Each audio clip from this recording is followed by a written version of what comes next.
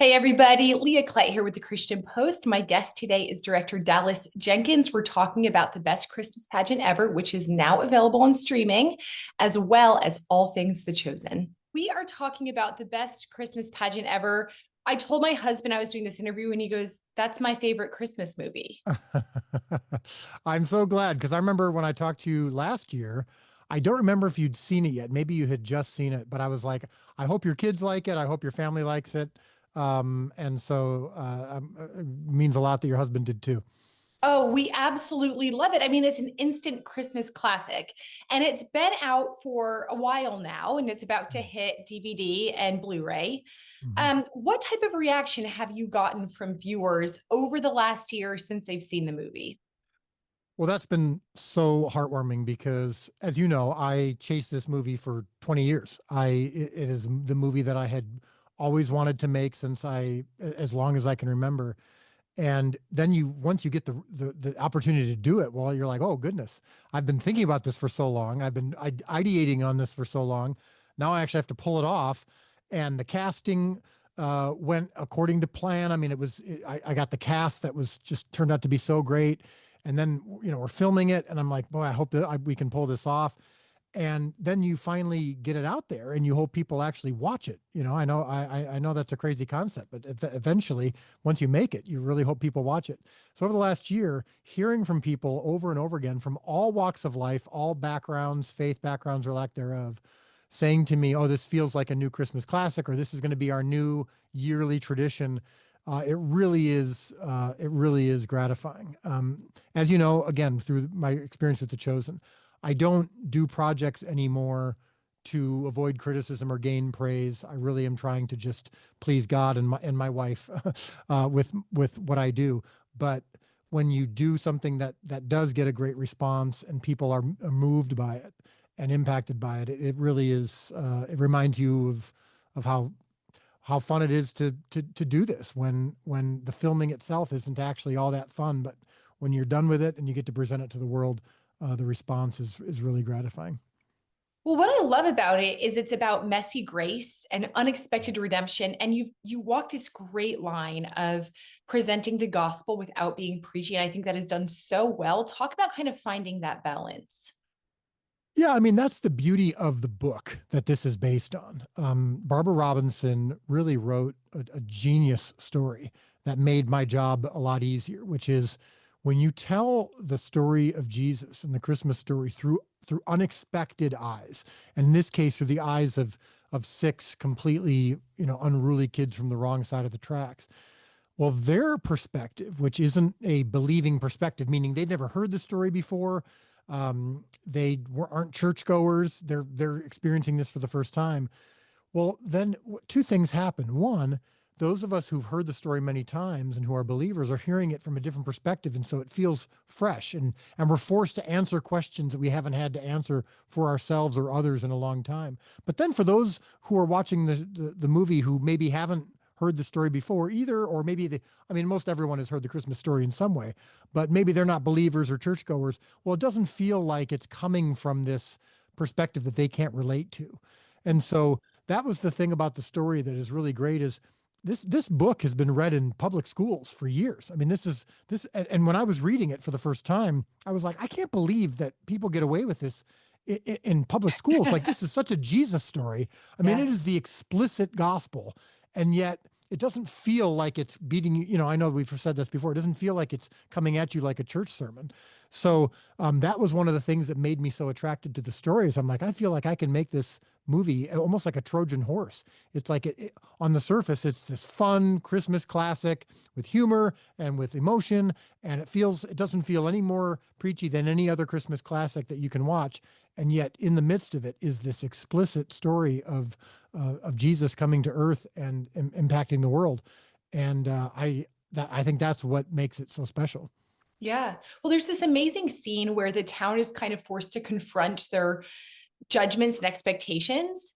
Why do you hope this moment speaks to the cultural climate we're in right now? And how did that message and that theme speak to you or convict you personally? Because I know it did me. Yeah, well, we are in a more tribalistic time than we've ever been, meaning nowadays, once you're in a particular tribe or a group, whether it's religious or gender or politics or race or country, you feel like you're forced into seeing everyone else as an other. And if you say anything that might um, feel like it's even with another tribe that another tribe might like, then your tribe goes, oh, well, you're no longer in our tribe. We're going to kick you out. Or if someone from another tribe says something that you don't like, you're like, well, okay, now I can't speak to you. I can't connect with you. And we're forced into these boxes. And this movie is about listening. It's about considering. It's about loving the other, which is something that I think we Christians have to set an example of. We have a tendency as believers, and this is a good thing sometimes, to be so tied to our faith and to the foundations and truths of our faith, which again is a good thing, that we shut almost everyone else out. And if someone disagrees with us, or if someone has a different perspective or from a different tribe, we think of them as dangerous. Well, you're a threat to my beliefs. You're a threat to my way of life. And I think that sometimes can become exactly the opposite of what Jesus did and what he said, which is, yes, of course, we're not supposed to change our beliefs. We're not supposed to we're not supposed to be on shaky ground, but we do want to be loving others and listening to others and showing empathy and compassion towards others. And that's what this movie forces the main characters to do. They've been so caught up in their tradition, they've been so caught up in their church life, that they have stopped seeing other people as human beings. And through the eyes of these children who are from the wrong side of the tracks, who are, quote unquote, the worst kids in the history of the world, according to all these other characters, they actually have a different perspective that might be even closer to the heart of God in their poverty and in their struggle. Their poverty and their struggle brings them closer to what Jesus was experiencing and what Jesus was trying to impact when he came to earth, that we sometimes miss out on. And so I know that's a long answer to your question, but that's the thing that drew me to this book and to this movie so much, is that this is an opportunity for those of us who maybe are caught in our own routines to remember that even those in other tribes from other walks of life have something that we can offer them, but have something that they can offer us. Well, and how easy it is to become inoculated to the gospel. I think that's the biggest thing I kind of took away after watching it, is you can miss the essence of the gospel when it becomes so cultural.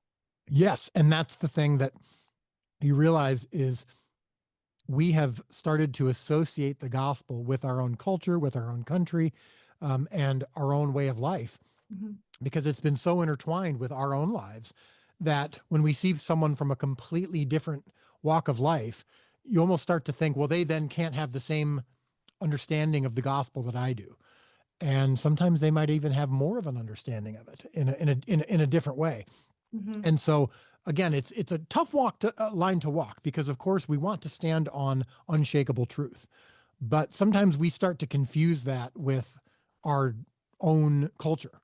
And it's like, well, yes, the truth of the gospel is unchanging, but the truth of the gospel applies to people from every walk of life and every creed and every race and every um, nationality from all over the world. And just because they may live differently than you do doesn't mean that they can't have an understanding of the gospel that might even be greater than you do, because of their perspective. And so it's just a healthy reminder to me. And again, I know we're talking about huge themes here, but in the form of a fun family Christmas movie. But that's what the Christmas Story can do for you. Mm-hmm. Yeah, speaking of cultural moments, the church has seen so many people come through its doors since this assassination of Charlie Kirk. Have you seen a growing interest in the Chosen Adventures, Best Christmas Pageant Ever, all of your faith-based projects since that happened? Yeah, that's been really interesting. What I've heard from a lot of people is that in the last few weeks, since the assassination and all of the conversations that are happening, is that I've heard from multiple people who have been at the forefront of that conversation. Musicians who've, like some of the people who led worship at the memorial and whatnot, who said, we've seen firsthand that the Chosen in some ways was tilling the soil for several years of people, for people to be a little bit more open to the Bible, a little bit more open to these conversations. And so that's the thing that's so beautiful about media and art, is that it can create this conversation, and that sometimes there's a cultural event that causes people to go, okay, right now, I'm open to spirituality. And I might not be sure what it's going to look like, but I'm open, more open than ever before, looking for a church, being willing to open the Bible where they hadn't been before. And sometimes it takes a cultural moment, or it takes a TV show or a movie or a political situation to just be that on ramp. And that's what I think, though, we need to always remember, though, is that whether it's a TV show or a movie or a cultural moment, that's not ultimately the thing. The thing is ultimately the gospel. The thing is ultimately relationship with Christ. And that's what we always want to be pointing people towards. And so if sometimes it requires something to jolt you out of your stupor, then there's an opportunity for us to take advantage of that in a healthy way towards saying, look, there is nothing that's going to save us, and there's nothing that's going to solve these problems besides the gospel. It's not politics, it's not culture, it's not pop culture debates, it's not a TV show, it's not a movie, but sometimes those things can point us in the right direction. You've completely changed the landscape of Christian filmmaking. I was listening to a Wall Street Journal podcast, and they were saying how they're crediting The Chosen and you entirely for this Wow. wave of incredible faith-based filmmaking we're seeing. Um, how do you how do you deal with that responsibility though? Because I mean, it's just remarkable to see what you've done. Well, first of all, and I'm not saying this to deflect, but I genuinely don't see myself as the cause of that. I mean, when I had a career failure 8 years ago, and God, really reminded me and showed me that my job is just to bring 5 loaves and 2 fish. The multiplication is up to Him. So I think my surrender to that and my brokenness is what ultimately led me to be able to be used. And yes, the Chosen has had a hand in opening a lot of doors, but God has obviously been the one to do that. I'm not good enough to impact society in this way. The Chosen is way better than I'm capable of being, and which makes it clear that God has had a huge hand in this. I don't consider my responsibility. My responsibility is to focus on making the best movie that I can that honors God and the gospel, and to make the best TV show that I can that honors God and the gospel. And He does the multiplication. So I'm going to keep my head down, as my wife says, my hand to plow. I'm going to continue to just plow and try to till soil as best I can. And what God chooses to do with that is up to Him. And it's been great to watch other shows and other movies get opportunities, hopefully, perhaps because of The Chosen. But that's not my work.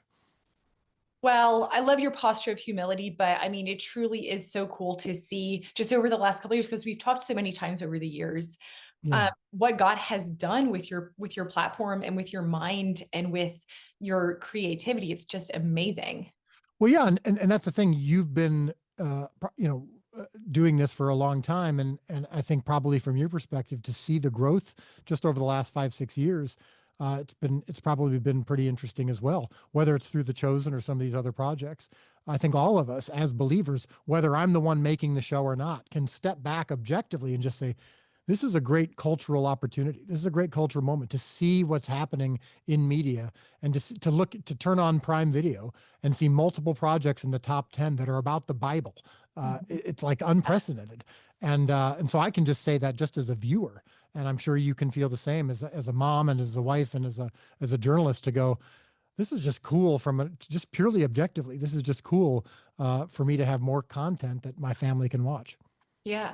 What do you think the responsibility is of Christian filmmakers, though, as these projects get bigger, as it attracts more mainstream talent and more mainstream audiences, especially to keep the gospel, and to remember why we do it? Talk a little bit about that.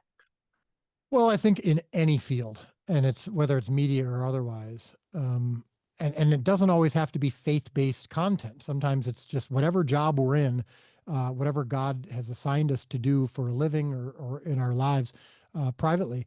Uh, our first and foremost responsibility is to love God and love other people, and anytime that we have an opportunity to make the gospel more known. So I hope that as things get bigger and as things get more popular, especially if something that we're doing ourselves that has gotten more attention, that we're remain broken and humbled and surrendered, which is how we should always be. Um, so I can't speak for other people. I just know that if I start to feel responsible for some of this. And I start to think, well, it's not only my job to feed 5,000. It's not only my job to bring 5 loaves and 2 fish, but I'm the one feeding the 5,000. That would be ridiculous. And I hope that, and I know that God will very quickly remind me that that's not my responsibility. And I want to make sure that I don't require him to teach me that lesson again, because if he's more than happy to teach me that lesson, and it's usually never fun when he's the one who has to teach it to you. So hopefully, when I talk to you in 10 years again about all these projects that have come out, that I'm in that same broken space that I am today. You just filmed season 6 of The Chosen. You filmed the crucifixion. And of course, we all heard stories about what happened when the Passion did, then all the spiritual warfare everybody experienced. You're elevating the gospel through your projects. Have you experienced some of the spiritual opposition? Well, from the moment that The Chosen launched 7 years ago, everything in my family has, whether it's medical crises that we're facing today, as I talk to you now, but a lot of that started 7, 8 years ago. The moment that the show started, more in the last several years than the previous 20 years combined. So I don't know that I can even articulate all that's taken place and that's been opposition. You'd think that as the show has grown in popularity, that things have gotten easier. It's been, things have gotten more difficult. Um, uh, you'd think that with all the the impact that the show has had, sometimes I say to God, okay, I'm doing work for you. Can we just ease up a little bit? Can we let things be a little easier at times? And I'm just not sure that God is seeing fit to allow that. I think God is I think continually we're supposed to be challenged. I think we're supposed to be pressed in, because I think it keeps us dependent on Him. My wife refers to it as the manna program. That every day when the Israelites came out for their daily manna, God said to them, "Don't store any up. I don't want you to be comfortable. I'm going to make it rot if you try to store it up." I think we're supposed to be desperate for Him. I think God sometimes puts us in those positions. It's not that He just not only that He allows it. I think that He also sometimes puts us there. Whether it's He tells us to camp out at the edge of the Red Sea, or He makes us hungry for food while He's preaching for 5,000 people. I think this is where I'm supposed to be, and I don't think I'm supposed to be comfortable. So I don't love it all the time. I wish that it wasn't there all the time, but I think that God is allowing it for a reason, and so I think it produces better fruit. And I think maybe The Chosen I think some of the results of The Chosen are because of some of this challenge and opposition that we faced. Yeah. Well, the Bible says, don't grow weary of doing good. I think about that all the time, even when I look at you and I look at your career. And the book of James talks about, counting it all joy for trials of many kinds. And I think because the trying of your faith produces endurance. And I think that there's the Bible talks about coming under these trials. And when the Hebrew talks about that coming under these trials sometimes means staying there, remaining there, because it actually can be a good thing. So I don't always enjoy it, but and sometimes I feel unwilling, but I think God wants me there. Well, no, so many people are praying for you and rooting for you and in your corner. Well, and thank you for that. And I also, of course, this is the privilege of a lifetime. I mean, the opportunity to do Best Christmas Pageant Ever, the opportunity to do The Chosen, the opportunity to see these movies and shows reach impact and reach millions of people all over the world in every country is a privilege that I'll never forget, and I'll never stop being grateful for. So it is an awesome privilege and responsibility. It just doesn't come easy. That's okay. Yeah. Thanks for watching. If you enjoyed this video, please like and subscribe for more Christ-centered journalism.